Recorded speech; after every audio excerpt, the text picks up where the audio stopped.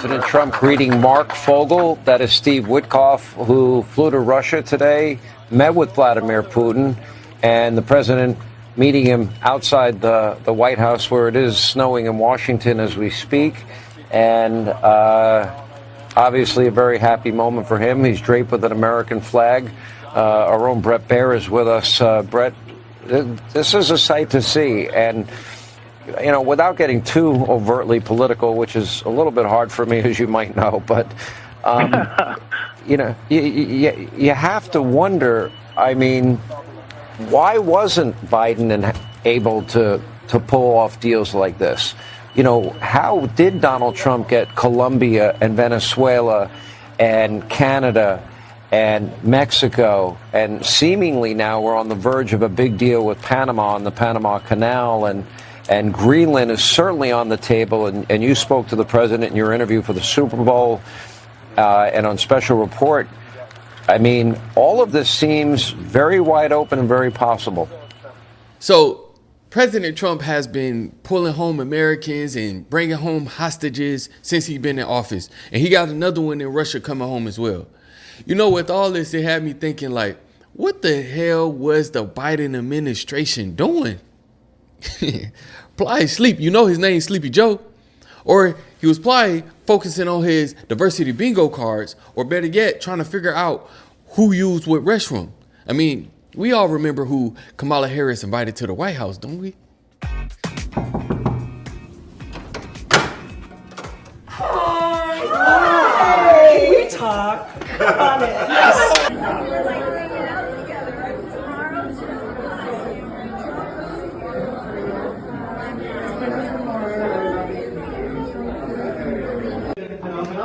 You know it. Indeed, I do. Padam, Padam, madame. Are you ready? Yes, I'm ready. No planet, no pride. That's right. Honestly, we make a good team. High five. Welcome to the White House. Thank you.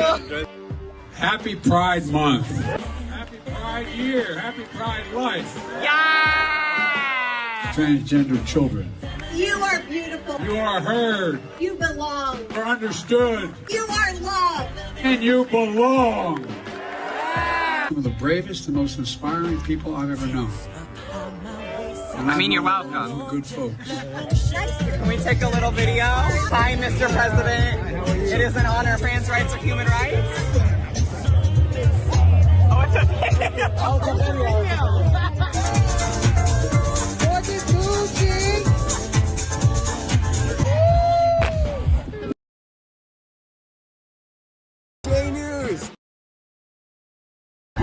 Are we topless at the White House?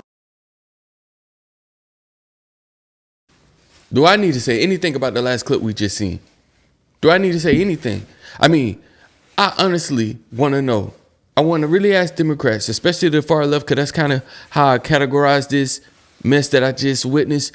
But are you okay with that?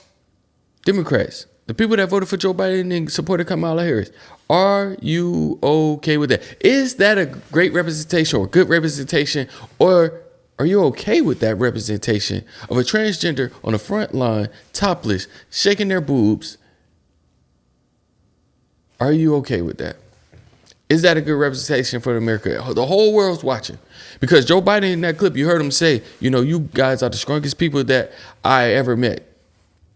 Even stronger than the Secret Service that protects him on a daily basis. I'm kind of, I don't even know what to say. I just want to know, are y'all okay with that? But nevertheless, let's get back into it. We kind of get it off track. But I just wanted to show y'all who was invited to the White House with the last administration. And I'm not saying there's anything wrong with people of pride getting invited to the White House. I'm not saying that. But that right there was unacceptable in my eyes. Let's get back into it. right now has a 53% approval rating. It's higher than it's ever been. 70% believe that he's fulfilling his promises, and 45% believe Democrats should be more moderate. What do you take away? I think there's a lot to make of those numbers, but what's your takeaway from that? My takeaway is just like the election. We've got to do better at education. People don't understand, but you will understand when those hospitals in rural America start closing down even more. You will understand when you don't have your Social Security. You will understand when your Medicaid, your Medicare goes away. You will understand as planes continue to fall out of the sky. Watching liberal news, you're probably wondering, why are all these plane crashes happening? Like, there's never been this many plane crashes. It must be because of Trump. For those of you who think that way, let me introduce you to the NTSB's monthly accident tracker. In January of 2025, there's so much talk about the awful things Donald Trump has done to the FAA. There were 62 accidents. January of last year, there was 80. In 2023, there were 89. 22, there was 82. 21, there were 74. Back in 2020, there were 89. So every single year Joe Biden was in office, there were more crashes in the month of January. But the news didn't tell you to panic about that. They told you to panic about 62. Oh, and in February, where all these crashes are happening, there was 25. February of last year, there were 93. Then 81, 99, 90, 96. Guys, if you're losing your shit over 25, wait till we get to these months. Please recognize that if you're only panicking because the media told you to, you're a fucking sheep. Soon you will understand why it's important to maybe have somebody that isn't loud and ridiculous, and maybe Sleepy Joe is what we wanted because we could at least sleep at night. Yeah, that's the truth. Amen, child. Yo, you know what's crazy about this, man? Black women are allowing themselves to be used by the Democratic Party to promote and fight for everything that is unethical, anti-American, ungodly. It's heartbreaking to even see they got some of our elders, of our black women on the front line, bro. On the front line, bro.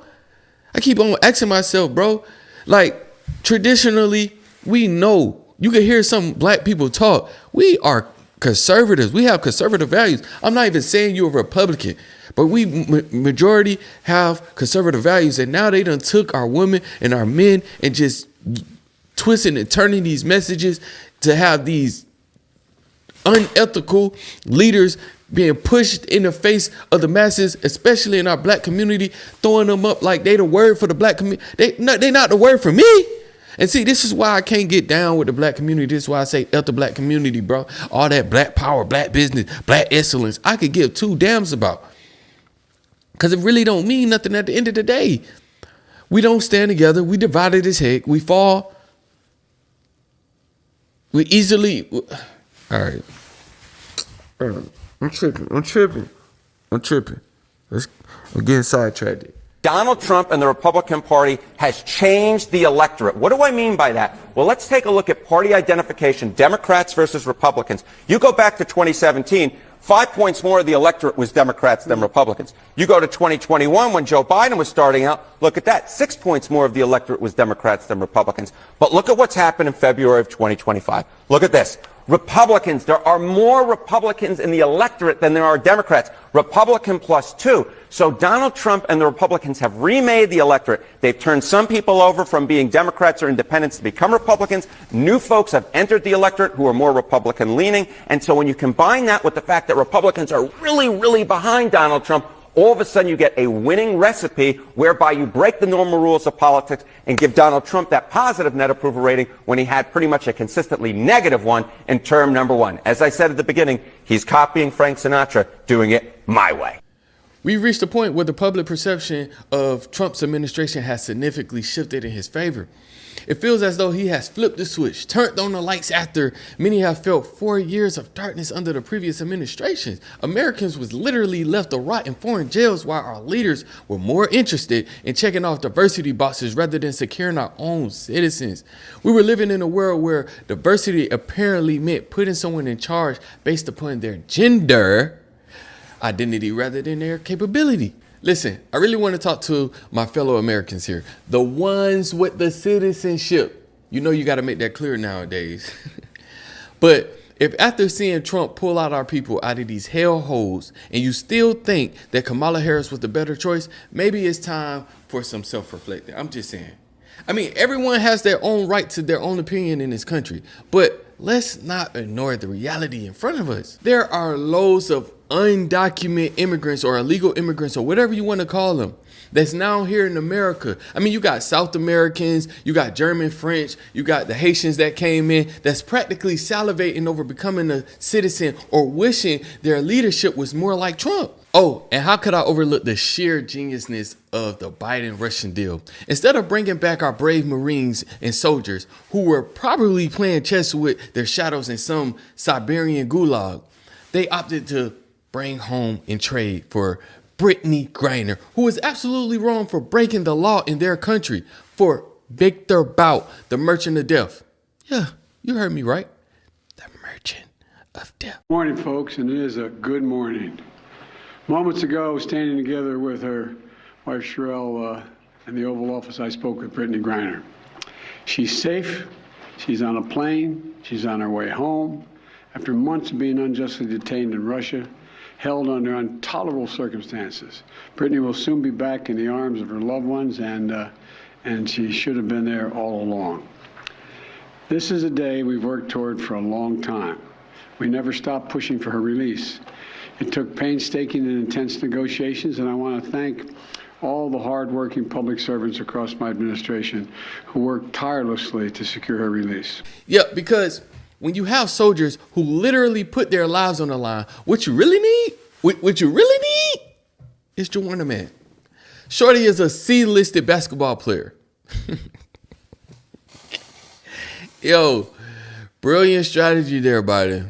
Literally prioritizing a D-list celebrity over actual heroes. That's some next level foreign policy. Who need military expertise when you got a jump shot, right? You know, I wonder if they would have brought her home if she wasn't a part of the XYZ community. That's just me. I really wonder. Our CBS poll finds that a majority of Americans, 53%, approve of the job he's doing. That's a better approval number than he ever reached during his first term in the White House. Joining us with more is our Executive Director of Elections and Surveys, Anthony Salvanto. Good to see you, Anthony. What's driving this? I will keep it simple, Margaret. He is doing, in the eyes of the public, what he said he would do in the campaign. There's political value in that. In fact, 70% of people say he's doing what he promised. That's whether they approve of him or not. Now, there's another part of this that continues over from the campaign. There were words that he was described as being tough, being energetic, and he still is today in big majority numbers. So as people take a look in these first few weeks, there's been a lot of activity. They're getting that general sense of governance, and that's being reflected in these early numbers. So that's perception. What about the actual policies? Well, let's start with the ones that are popular. And again, these echo a lot of what we saw in the campaign. The idea of deporting those in the country illegally continues to be popular. We saw that in the campaign. Sending troops to the U.S.-Mexico border. Again, majority in favor. We'd seen that in the campaign. For his supporters in particular, the focus on ending DEI is popular. We had seen in the campaign a lot of them thought those processes had gone too far. You know, it seems like with the moves Trump's been making, his approval level just keeps climbing and climbing, showing that more Americans appreciate the focus on real issues. And they're recognizing when our new leadership is making a tangible difference in our lives without the woke police breathing down our neck. Now, if anyone tried to tell me with a straight face the last 4 years was some golden era of America leadership, and let's point back to it. You got Biden, Inflation Reduction Act, literally doing the opposite of the title. You have the Green New Deal. I apologize. The Green New Scam that forced companies to go the EV route and make EV vehicles, which wasn't profitable. You see what's happening to Stellantis. You have, and let us not forget, Kamala Harris, who we found out only got the job because of identity politics, because a black woman felt like Joe Biden should have chosen a black VP. And you and I have talked. You know that I prefer a black female. You've committed to a woman. You've committed to a woman, a black woman, to the Supreme Court. I won't press you on that because you've given it to a committee. But for the record, we have had that discussion and you listened and said you're going to make the decision after the committee raises it. And credible leaders, Melanie Campbell of the Black Women's Roundtable and others have raised it. And part of it, I think, is the sensitivity of black women have to deal with sexism and racism. Saved your political life in the primaries this year. They have things they want from you, and one of them is a black woman running mate. What do you say to them? What I say to them is that I'm not acknowledging anybody who is being considered, but I guarantee you there are multiple black women being considered. And when she sit down for an interview, we found out the truth. That she wasn't cut out for the job and that she really can't speak. She got to sit down with the answers to the test. And she filibustered the test or the interview with saying, I'm a middle class kid. I come from a middle class family. Like, boy, if you felt like that was some golden era of American leadership, not only will I say you are blind, but I will also say you're missing out on what can be unburdened by what has been and could be the resurgent of our country.